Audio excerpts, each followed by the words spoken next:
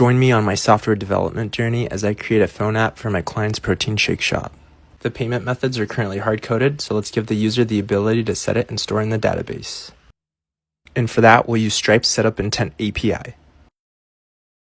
Since I'm already using Firebase functions in Firestore, we're going to use that and ignore Claude's suggestion to use Netlify functions for our server. And so let's see how our add payment method works. We'll start with form validation, which takes in cardholder's name and whether it's default.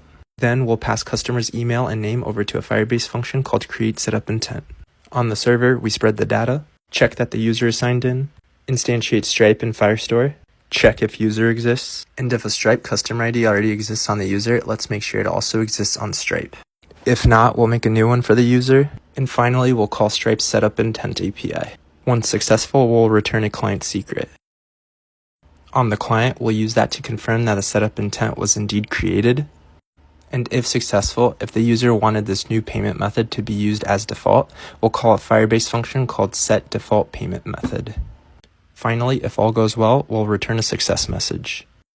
Once this was planned out, the code execution generally went as planned besides a couple hiccups. The first one was a configuration issue with Firestore, but we gained some Google Cloud debugging experience in the process. Second was being forced to use Stripe's card field component, but for the sake of securely transferring sensitive card information, I think it's worth sacrificing a little UI. So let's go through the add payment method workflow.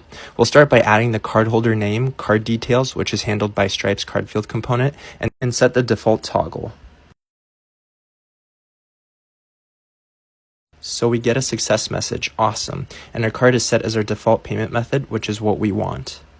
These next two parts were not covered by our code review, but here I'm reusing the same set default payment method to set other cards as our default. And finally, we can delete a card payment. So that's it for this video. Thank you so much for watching. Follow for more.